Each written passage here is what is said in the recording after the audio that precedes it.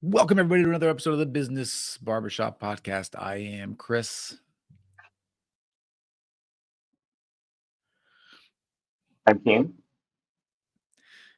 And I have no idea what we're going to talk about today, but I'm sure it's going to be fabulous and interesting.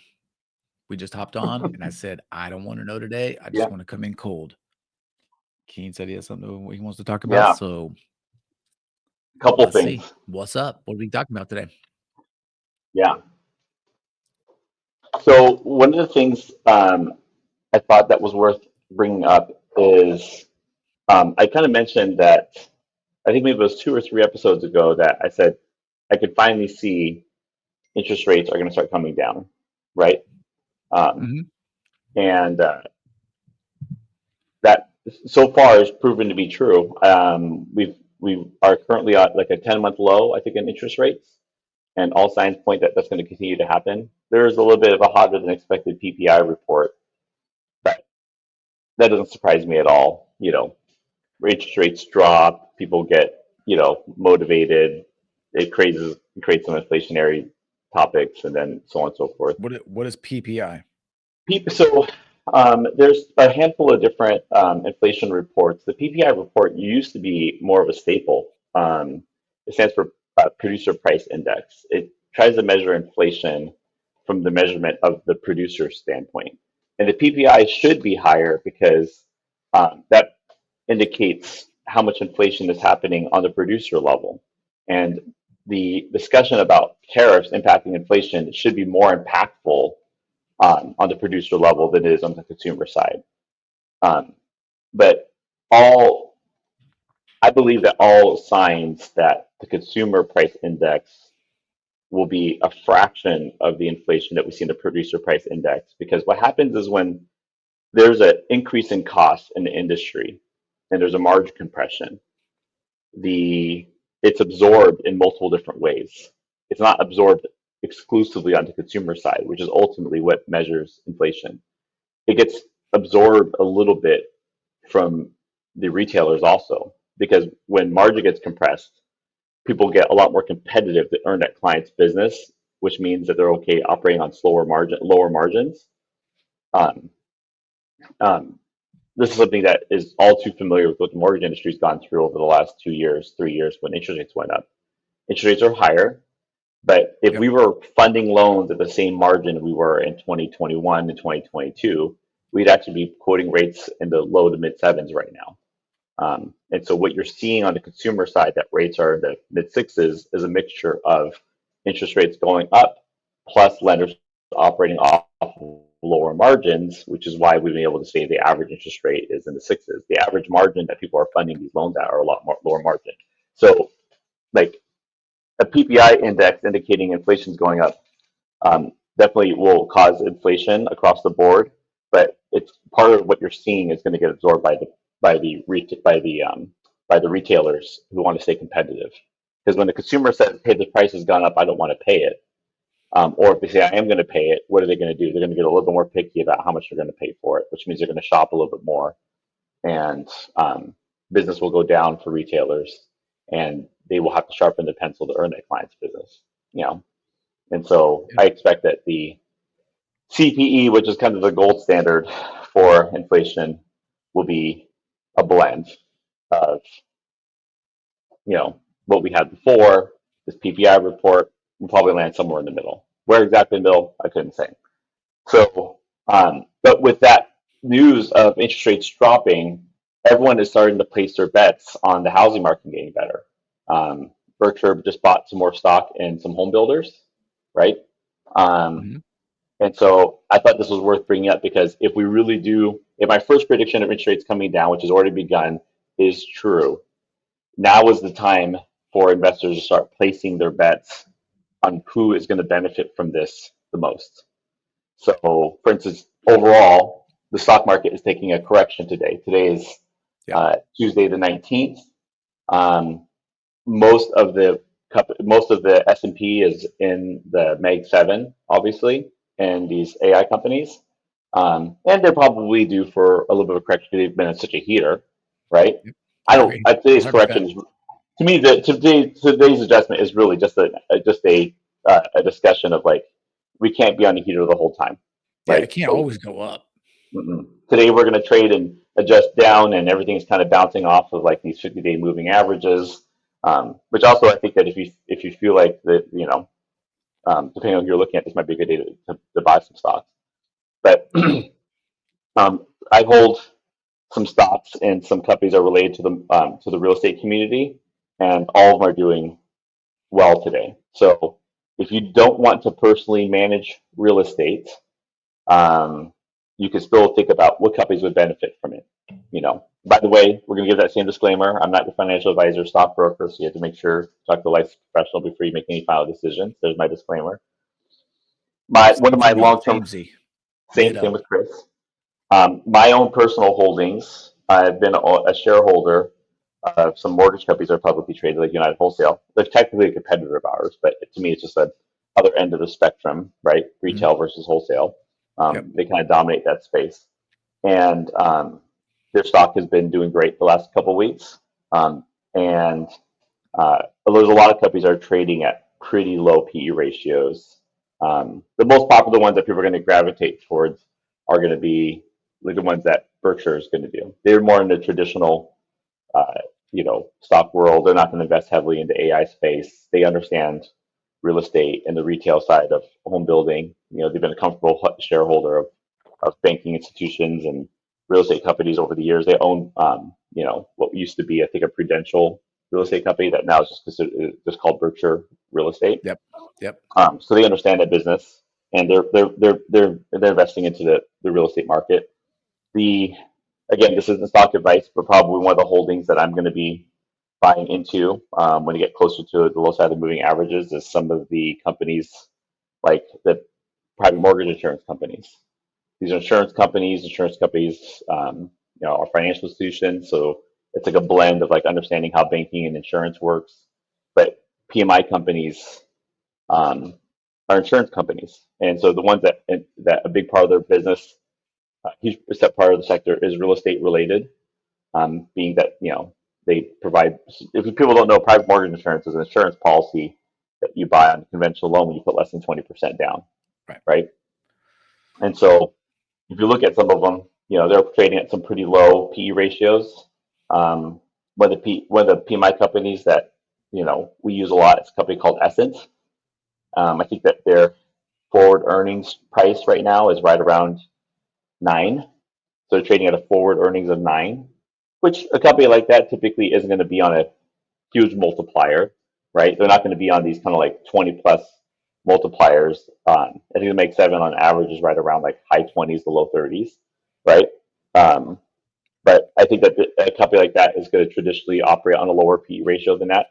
But a forward earnings of 9 and a dividend of almost 2% for a sector that's probably going to grow in the next couple of years, I think should probably be trading closer to like a 15 to 18 times earnings, which means that there's a good chance for, you know, um, some solid growth and value.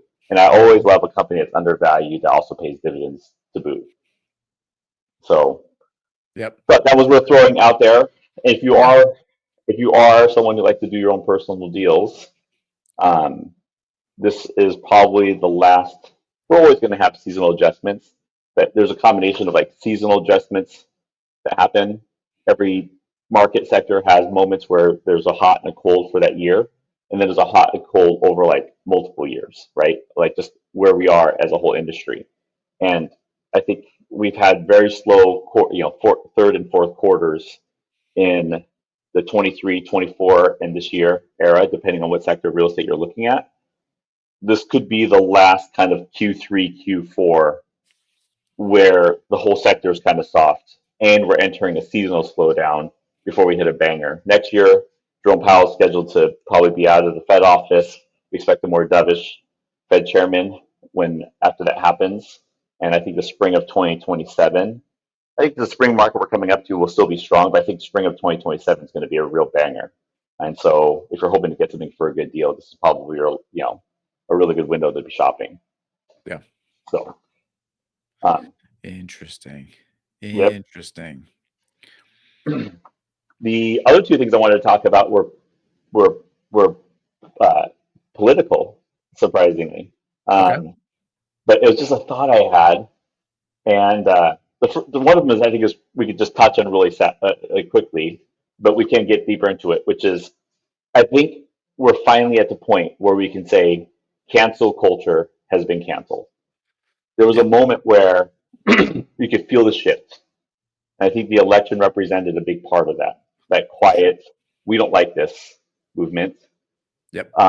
But I think that it's gone full swing at this point where anyone who's trying to hold on to cancel culture, I feel like the extreme cancel culture itself has been canceled.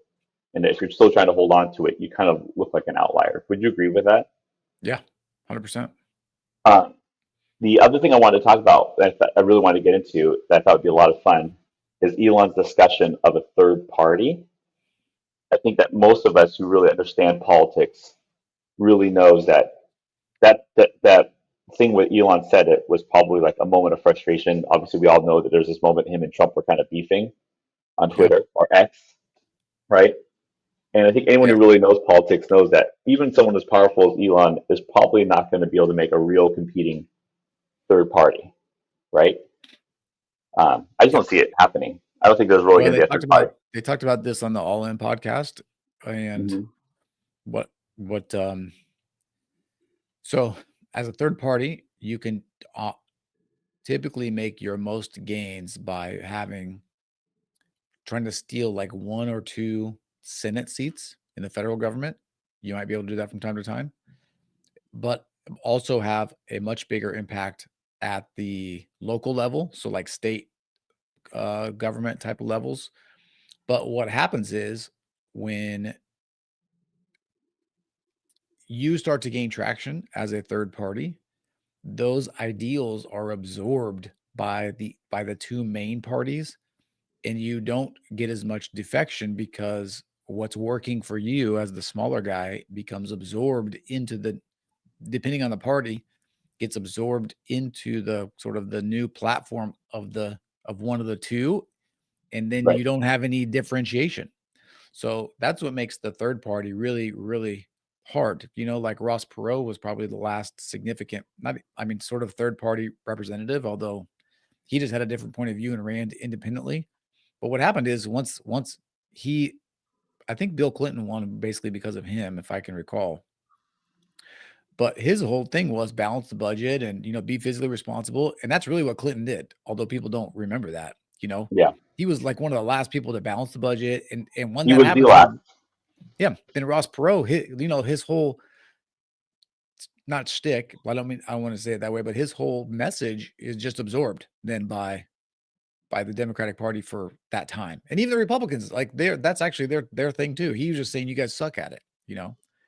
So I think having a third party to come up and rise up is really tricky. I think the system also really is built to defeat third parties just generally. You know, the two parties are responsible for sort of like our entire government, and so they've built systems uh, in a way that makes it really really hard for a whole organization to rise up. Like from nothing. So Right. So I have an idea associated yeah, with the third party, okay. and what you just said could help counter it a little bit. But let's suppose there were a group of people who shared ideals that right now are more being absorbed by one party or the other, right? Um, what we did see in the last election was a lot of people who historically voted Democrat pivot. Um, so I think that Bill Acker was an example of that, right? He had been a long time supporter of the Democratic Party, and he came out supporting Mhm. Trump. Um, Elon also fit that category. Um, and these are people that, as they were trying to use the whole cancel culture, you're a fascist, blah, blah, blah stuff that was coming from the left, made people in the middle kind of say, like, some people really hated Elon for doing all that, but some people were kind of like, look, I'm not that far over there where I drive a Tesla. I still believe in trying to have, um, a more balanced energy policy, um, and uh, I don't totally disagree with all the things that he still supports as he's pivoted to supporting Trump. Um, I think a lot of people did pick, we haven't talked a ton about our own political point of view, but I think I've mentioned it. I tend to just go to this website called I Side With, and answer the questions, and it just tells me who I need to vote for. And whatever my opinion is leading up to it, I tend to kind of push it to the side and say, take a more logical approach to it. Um, Hmm. but you know, I personally have voted more on the left than the right. uh, I didn't feel comfortable voting for Trump, so I didn't end up voting at all this year. People call that a cop out. I just didn't want to be responsible for him going kind of nuts. But I definitely couldn't support Kamala Harris, and Yeah. so that was just that was my position on it. But what I thought about, which I thought was really interesting, was what if there was a third party who it wasn't really like a full blown party where like we're going to have someone run for us. It was just a large political party who said these are our ideals, and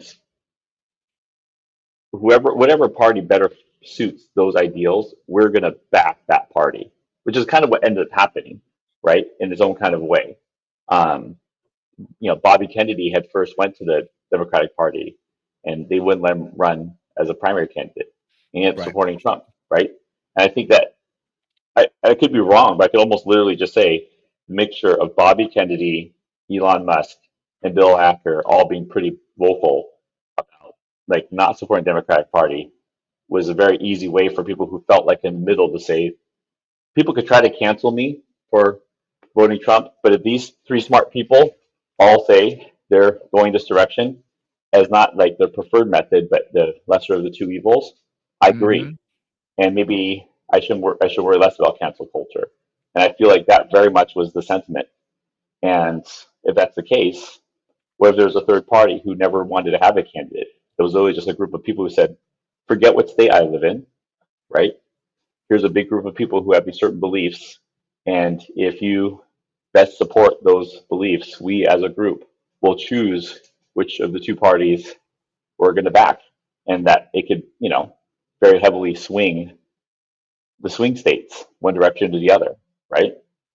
Just an idea I had, and I think we can come up with a million reasons why it won't work, but technically that's kind of what happened, right? Yeah, but all yes, I will say you're right. That is what happened. I don't think it would need necessarily a formal um third party to make this happen. What also happened in the last election, which I think is going to change the way politics operates for a long time, maybe just until the next thing comes up. But the long form podcast was something that no political people had ever participated in before, you know, and and I think Kamala's lack of participation showed everyone something about her Hmm. alongside of with her actual participation. She didn't really know what she was talking about. She was Right. not able to formulate her ideas. It was pretty clear. Like, but I think what that also allowed, Trump to do, and like even JD Vance was just go on and have an opportunity to kind of explore ideas, have questions answered that people wanted to know about, and give them time to explain their answers or for whatever they are, and then make decisions based off of that, and I think that those different platforms made a really, really big difference this time for Trump.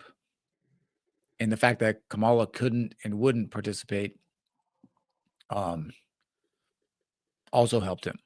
I think they both helped him. But I think, and so what I mean by this sort of this third party um, idea kind of already happening because you have like Joe Rogan, you have Elon, you have people that the world kind of knows about because they sort of open a lot of their at least the thoughts and ideas to the world. So you know where they stand. You get to see how they operate as business people and I guess kind of as people in general, although most people wouldn't agree with Elon's, I think, personal life necessarily, having, many, many many, many kids from many, many different women or whatever, but that's fine. But he's not known for that, right? He's known for his technical expertise and his sort of logical thinking and approach to the world, and I think that is what is going to be swaying people more. I don't know. I just don't know that you need the unification of some like America's Party or something like that to get behind those things. People are going to make their choices um, based on the information that they get, and I just think now there's just so much more authentic. It's harder to hide, I guess. No matter what political space you're in. Even Gavin Newsom has thought he would be cool and go on a bunch of podcasts, but it's the same thing. He's getting asked questions, I think, sometimes that he can't answer or that people don't like the answers to. And this is where I think a lot of this sort of I don't know, removal of the cancel sort of culture started to happen, when people started to ask questions and get responses that were completely out of this world, you know? And people were like, "Well, I I'm not sure about this." Right. You know? Like, it's too much. I get everybody wants to have a should get a fair shot, but, like, some of the things you're talking about are just beyond that, you know? Here's a better way of saying it. Let's say first off, my like crazy idea, I literally had this idea like while I was taking a shower. I'm just thinking in my Yeah. head, like this conversation I'm hearing people talk about, sometimes I just get these ideas pop into my head. Um, I'm by no means someone influential enough to think I could even try to begin a movement like this. But the question becomes, if someone who's really influential does have the idea of doing it, like an Elon Musk, and he says it's going to be too hard to break the two-party system, but we do need to keep the two-party system in check from swinging too far one direction or the other, right? And so I want to make a party who we literally like we have no loyalties to either side. Here's our beliefs, and if we feel like you're the better candidate for it, we're swinging your way. Who's with me? Because I would tell you that like if he said that that group um, has, let's say, for instance, by the way, my United Wholesale Mortgage shareholder thing I was telling you about, they're up 5.7% today. Just saying. In a Right. day where the stock market's down, they're up almost 6% just today. Uh, you know, if he made that kind of, if he said, I'm, I want the budget to be balanced. I want to have fiscal responsibility, but I am socially more liberal, and I do care about energy efficiency, um, moving forward. I think I think that there's a lot of people who would say, yeah, yeah, I can back that. Like, at least when I at least chat with people, I've talked to people who have voted more conservative or liberal on both sides, and I hear the same thing from a lot of people, which is I tend to be more fiscally conservative and more socially liberal. I hear that a lot, right? Um, and Yes. I think that Kamala for sure put a nail in her coffin when she said we need to be more woke. I'm like, in cancel culture, like, and people taking their own personal agendas and stretching it too far, and you know, um, you know, having um, having having the trans community held a longer spotlight than the black community and Black Lives Matter doesn't make a ton of sense based off of like a pure population adjustment and how long the black community has been oppressed. Doesn't make a ton of sense, right? Yeah. Um, and there's just I think a lot of people kind of felt like this is like more woke is not the answer right now. And I, you know, Right. Well, you also just saw it not work in reality. It's like, uh, let's defund the police. That sounds like a great idea until you don't have anyone to help you when you're getting robbed. right, Let's eliminate, prosecuting anybody that steals anything under $1,000, and you have people looting Bartell drugstores, literally just walking in and walking out with bags full of stuff. Like, what are you gonna do? You right, know, it's like you start to see these things, and the problem is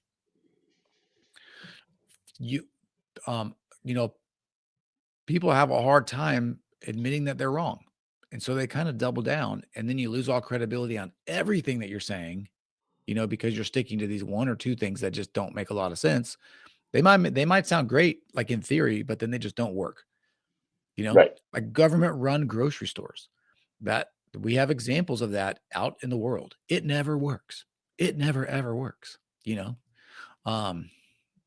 So yeah, I think I think whether you call it a third party or just a bunch of individuals, I think you have people right now that are exactly where you are that jump back and forth just depending on the state of the country and what's important at the time, you know? And normally I would just say that, yeah, it'll just, if it swings too far one way, it'll swing to the other. I think one of the reasons why the discussion of an official third party is worth sometimes bringing up is because of two things. One, there actually is a moment right now where someone is saying it that has influence. So there's that.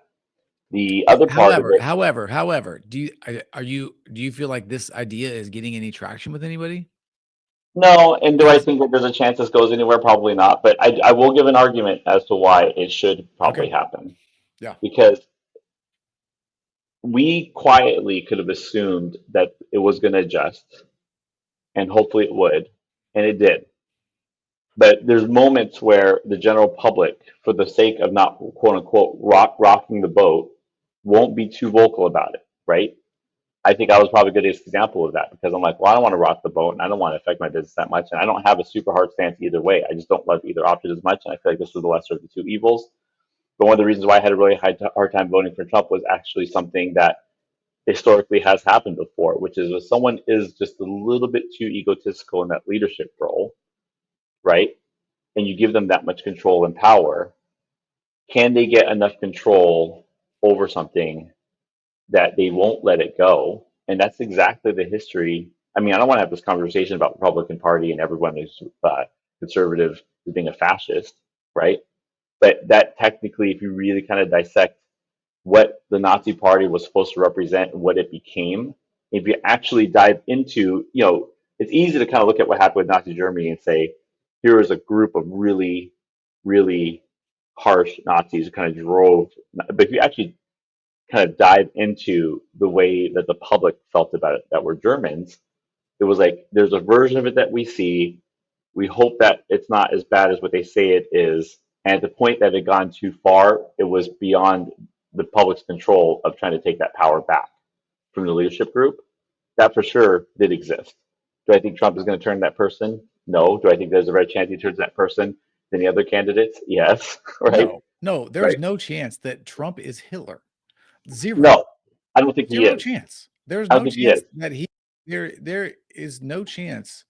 There is just no chance. I think But that that what I'm comparison. trying to say is that like if there isn't, is it possible that it could that if you just flip because if you actually look at the history of Mussolini, he's actually more like the one to be concerned with because his policies before he turned Italy to a fascist state was extremely liberal, and people don't know if he just went crazy. Some people actually have this conspiracy theory that he just basically flipped sides to keep from getting invaded from Nazi Germany, right?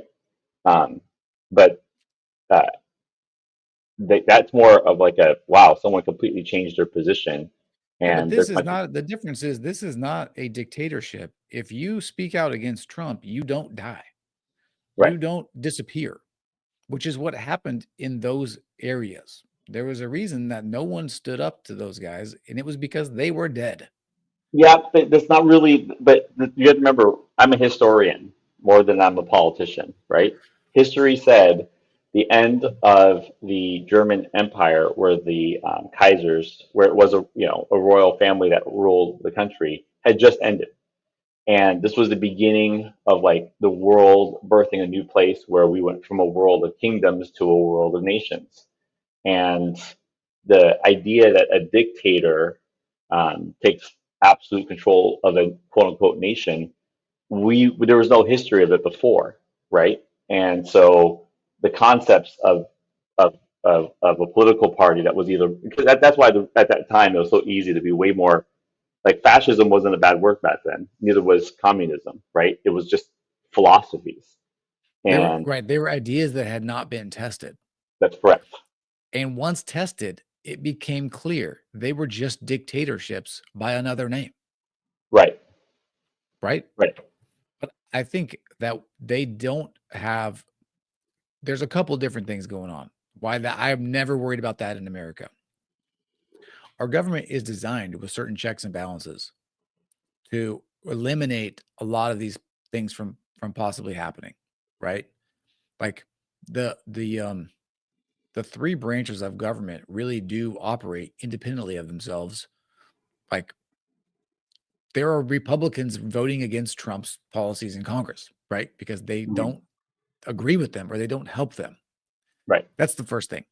But the second thing is our culture is such a culture of defiance, of individuality, of doing what we want, that to make these things happen is nearly impossible. And I think the disappearance of cancel culture is a perfect example of that, Right. right?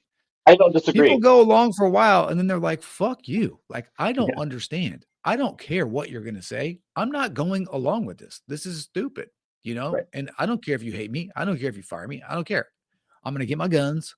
I'm gonna go sit in my house and you come and get me. You Yeah. know? That's like a very American like Yeah. ideal.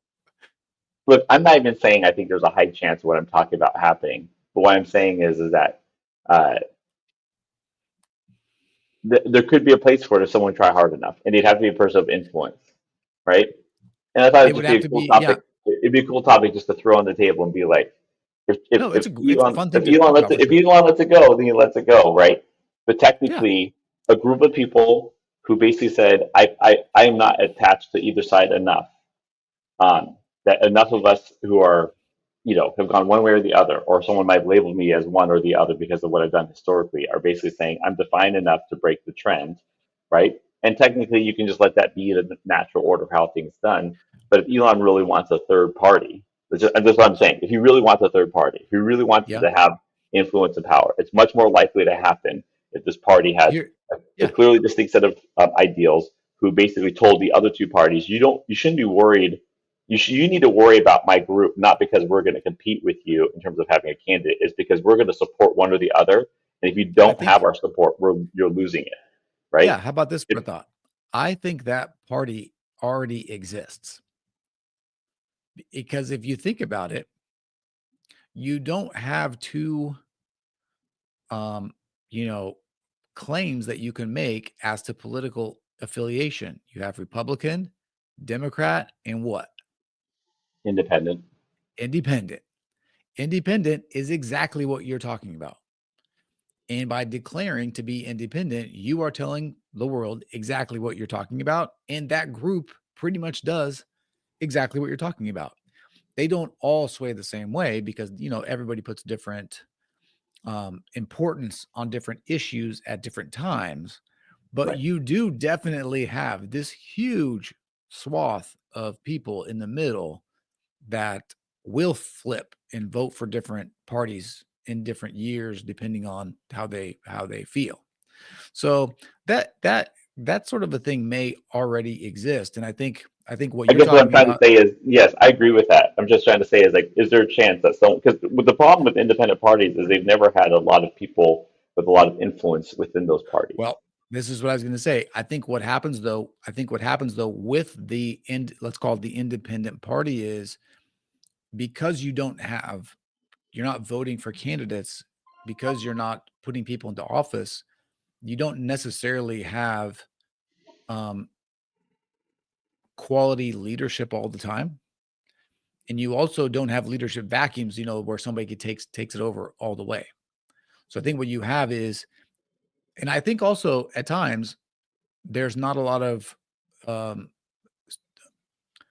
opportunity for independent voters to make their voice. Like if things are going well, you kind of you're not looking to make a change necessarily.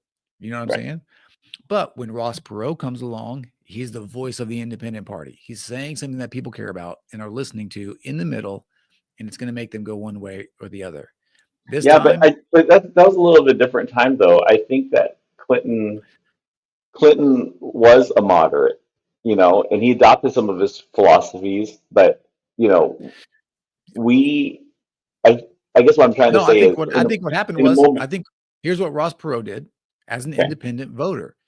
He convinced all the independent voters that the Democrats in that election cycle were going to be more physically responsible than the Republicans. Mm, If where you would normally lean, like you said, you normally lean kind of right when it comes to sort of physical policy, monetary policy, and you might lean a little more left when it comes to social ideas. Well, that that that kind of keeps you at a 50-50 sort of role, right? mhm, Well, Ross Perot comes in and he says, no, these yahoos over here on the right are a bunch of idiots. They're spending too much money on defense. They're spending too much money on pork barrels and stuff like this. And then they say, okay, look, you're making sense. We're going to go over here. And obviously, Clinton's message, I think, I wouldn't vote like that was 92, I think. But mhm. I think Clinton's message, though, was also then in alignment with that. We need to balance the budget. We need to make good choices when it comes to money. And I think that helps sway people over. So I think just the message at the time makes a difference on the voices that are able to step up and sort of move people one direction or another. Well, yes, I think that this discussion helps really kind of solidify basically what I was saying, which is, uh, do I think it's possible? Not likely. But if it were going to be possible, the timing is there because I feel like we've seen very heavy swings. Like the separation between the left and right is further than it's ever been.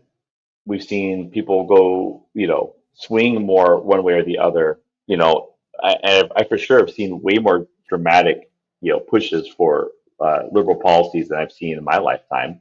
Yeah, but I And think I'm going to push back a little bit. I think that's just the advent of social media and the advent of virality and the advent of the things on the fringes are sort of like the most interesting, and so you are those things are put in front of you more. I don't think that that's representative of like the country and how the country feels, you know. But like you have these people, they're shock, and then you also and also to go along with this as well, you have these personalities that make money off of promoting those types of views and opposing those views as well, right? I can't remember the guy's name, but I see him on TikTok all the time. He goes to college campuses. He's a Republican guy, and there's all these like leftist college kids that come up and like sort of like challenge him on ideas.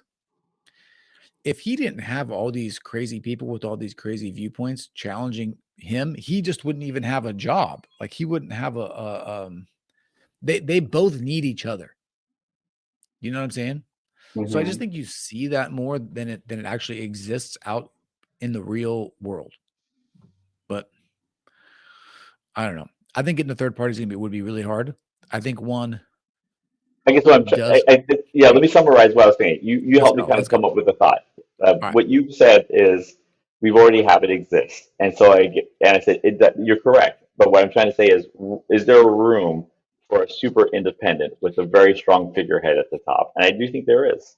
Whether or not someone like Elon wants to take that spot, it's up to him. But, Yeah, you know, I don't think there is because I think the message changes. I think what's important to those people in the middle changes just based on the what's happening in the world, you know? But I think that and you know, I think if anybody would do it, really it would be someone like Elon. I think Joe Rogan kind of sneakily is really, really in there. And the two things about Joe both Rogan of fits in that world of like the original influencer, right? well, yeah, but look, the two things that are very, very unique to both of them is that no matter what they say, you believe that it's been well thought out and it is what they believe, and it is coming from a sort of like a place of truth. Whether or not you believe what they say, there's no agenda. Like they're not trying to they really give off the vibe, and I think it's true that they are really just trying to do what's best, according to what they think is important in their own values, which you may differ on. But there's never any scandal where they're like, it's not like Elon is saying something and then going and buying a bunch of stock or, or saying something and then in life doing the opposite. You just don't have that with either one of them. And I think that just gives them such a tremendous amount of credibility that people are at least willing to listen to what they have to say. And if you can get people to listen, then you can not change people's minds, but you can shift the way that people see things, and that can make a big difference, over time. Yeah, I So mean, I guess I'm agreeing with you a little bit as well.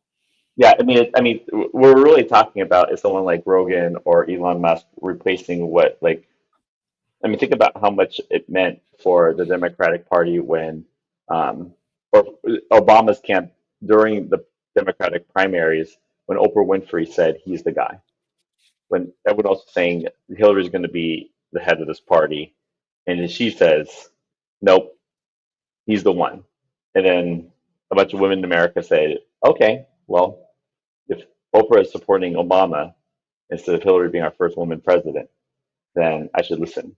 And Yeah. the way Yeah, but she's the nobody way knows okay, Oprah. Nobody knows Oprah, and she's a talking head, right? Like, what makes Elon and Joe Rogan both so unique is Elon will this week say, Trump, I love your ideas. I love what you're doing. And next week he'll say, you suck and you're not doing what you promised.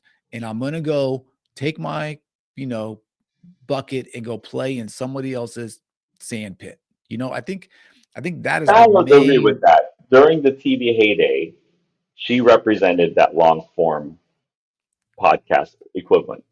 Talk shows very often had like these Yeah, kind but of she never took clownish. a personal stance. You never knew what her own personal viewpoints were on things. And she, like, for example, you never heard her say that she thought Obama was doing anything wrong ever. There's never any criticism No, it was a different world what's then. It I'm didn't talking go. about right now. I'm talking about right Oh, now. right now, yeah, no, I'm not Even like with her endorsement of no, I'm not. Obama, she went, what I'm Me saying? It's like, using her as an example is specifically for the time frame that she was more relevant, which was when it was a TV well, world. she was trusted, but I would also say it wasn't the same long form type of interviews as it was now. I think it was very scripted. I think people had things that they didn't want to talk about, and she probably did not talk about them. It wasn't like a hard hitting type But of she thing. It was. was different. I feel like she was like the. I think that for the TV purpose, she was like the first influencer. Think about people No, she going on was. her She was. Instagram. Well, She would she was doing recommend a book and something. it would become a New York Times bestseller. She'd recommend a product and everyone would buy it. When she said that Obama's the guy, everyone, a bunch of people followed. She was, in the early parts Yeah, of but social media, that's more of a brand. in the transition from traditional media to social media, she still represented a lot of the traditional media as an influencer, and a lot of people listen to what she had to say then. It's not necessarily the case now. She's retired and it's a new world, but back then I do think she was that person. Yeah, but she was, but not in the same way is what I'm saying. She was just well recognized by everyone and didn't have any no scandals. She presented herself and branded herself everywhere as being this wholesome person, which she was. I'm not saying she was or was That's not, that's also kind of but how the when whole world was back then too. No one really got into agree. the deep dirt of like I agree. of Michael Jackson or Michael Jordan become these world superstars. People put them at these pedestals and help protect their image. You Yeah, know, but you don't actually know anything about them. You don't actually know Mhm. how they operate, because they just didn't share that, which is fine. And it was different. They didn't really even have the opportunity probably to do that if they wanted to. You could have a film crew follow you around all day, but where are you going to put that? You have to produce it into like a big real documentary type of thing before you could do it. Now you can do a 20-minute YouTube video every week and put it out, and people will go crazy for that type of stuff. So, Mhm. but I guess to sort of close the loop, I do agree with you. I think it does take some really special people. I think I think it's easier for those people though to stand out now and to be seen because of just the way that the world works. So with the way that you can be seen without having to with no gatekeepers. Like, you can put a YouTube video up or a TikTok video up, and no one's stopping you.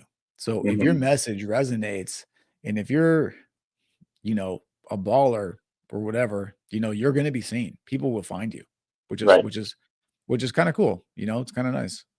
But yeah, that's great. So I'm going Okay. to put it out there. I think there's like a 10, maybe 15% chance, somewhere between 10 to 15% chance. So Okay. maybe someone, but I really don't think anyone else even has the intention or the power to try it if it wasn't Elon. But let's just give it a 10%. I don't think it's less than 10. I think that Yeah. there's a 10, he vocally said it, so I'm giving it a 10 to 15% chance he tries to start a super independent. And if he were going to be successful with it, this would be the concept that he could try to hold on to that would make it worth his while. If he's waffling on whether or not it'd be worth doing, I think it's the idea that he has to fight the existing two-party system, but understanding that independents have always represented a third ideal that tends to that at the end, will position himself to support one party or the other. None of them, I think, would have as much weight as one that he would start. Yeah. Yeah. I don't disagree with you on that. Yeah. If he decides that he wants to make that an agenda of his, I think that he would probably get some followers, and I think he would Yep. have a lot of influence. Yep. Yep. I mean, I don't know if I'd say a 10% or 15%, maybe like a 2% chance. There's a chance. There's a chance. I just think it's so hard. I just think it's so hard, It is really hard, And but and here's the but isn't that who he is? Tell him it's impossible, and if he thinks it makes sense, he's going to it try. is, but He's flying correct. rockets to the freaking moon, Well, and that's right. If you're talking and he made about, yeah, American-made manufacturer. He's made an American manufacturer automobiles the most valuable car company in the world, and it's not even close. listen, Back if when you're American-made talking cars were about, just, yes, if you're talking about something sciency, hard science, 100%. But Elon's not built for politics necessarily. This is not the maybe same game, maybe not, but and I know Twitter is a tech company, but his acquisition of Twitter was still very off the rails of what he had done up to that He, point, yeah, but he just did that because he wanted a place where people could speak freely, which I which is a get. very But he doesn't run. which is a very political move. No, but he doesn't. No, it was sort of like an His belief in the anti-political right to, move. well, Yeah, he a didn't do it so he political would have a platform. anti traditional this modern day politics move, but as a whole, just in the umbrella of politics, it was a very political move. I believe in the right of free speech, and it's being controlled, and I want to give him back, so I'm buying the platform. That Yeah, was that was that was but politically driven. that's not the same as forming a political party. I don't think. I don't think. No, But no, but at the end of the day, if he's motivated, do you really think someone's going to stop him from trying? And if we'll just, no, do I feel like do I think it's gonna fizzle and die? I think there's a 90% chance it fizzles and dies. But I think that if he starts to hold on to that idea, and I don't think he will, I really don't. But if he did start to hold on to the idea, the minute he well, starts to like yeah. make it an agenda, I'm like, he's probably gonna do something with it. I guess the only other thing I'll say too is I think it's really, really hard to keep that momentum going because the election cycles are so far apart. Sort of like it's like for him to be able to keep this, he's going to keep this up until like what 2028. Like, is he going to try to revive it then? Because right now it matters, but there's no real way to voice that movement. Does that If make the sense? gap between the left and right stays far apart for the next 3.5 years, which I think is very likely it will, then I think that But it's got to get then picked back up because he's not going to keep it. You can't keep. It's like impossible to keep that level of momentum these days. There's just too much other stuff going on. normally I And would all say that thing, but just look at the guy, that guy. all right, we'll see. Do We need you to have think like a little momentum stops spreadsheet. him? Do you think momentum stops him? Do you think that Yeah, he needs? I think he's I, gonna come up with. Yeah, I do because I think he's gonna find something else that he's gonna that's more pressing that he could take it, work on right now, and that's what I think he's gonna do.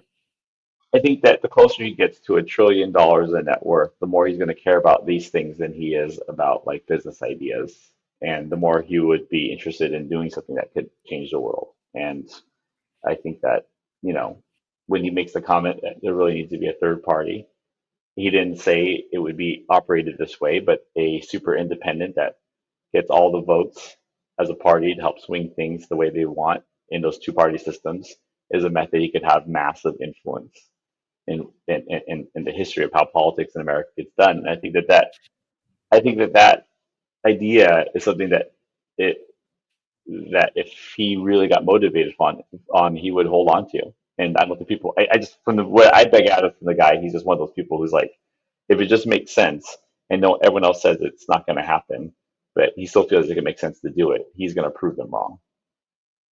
He's Yep. been that guy. He's constantly We'll been see. that guy. I mean, Yeah. an American manufacturer of electric cars being the most valuable car company in the world, I couldn't believe it. I couldn't believe it to the point where I missed on the stock purchase. And then if Yep. anyone said like he's going to try to create a space program that's more advanced than NASA, even after he made Tesla, I still didn't believe it. And he's doing it. I'm just like he just he does not No, he's mind. crazy. I agree. He's done some great things, great, Mhm. amazing things, unbelievable things. I agree. Yep. Yep. So All right, cool. All right, we done? yeah. We done for the day? That was a fun talk. I knew it was going to be fun to talk about that. Yeah, I do. I think that stuff is fun. I like it too. I mean, it's just fun to um, you're kind of guessing, but it's an interesting topic for sure. And what's great about it is there's no like right answer. Like it's like it's endlessly you could talk about it just because there's so many different things involved and so many different sort of like configurations, so many different ways things could go. Yeah, So absolutely. For okay, sure. cool. All right, well, let's Cool. wrap it up. That is it for today. I'm Chris. I'm keen. This is the business barbershop slash political podcast every once in a while. So have a good day, y'all. See ya. See you guys later.